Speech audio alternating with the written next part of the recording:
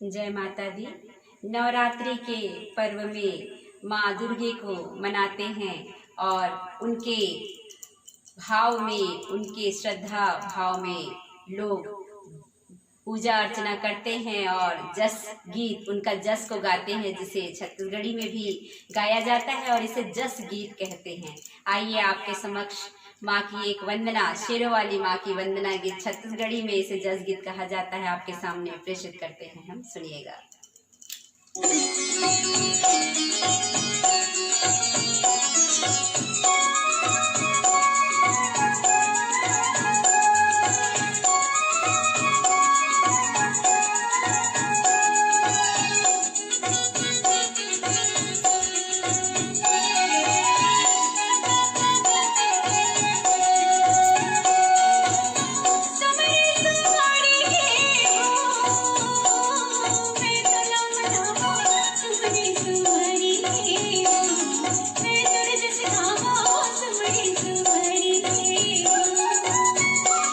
सुमरी के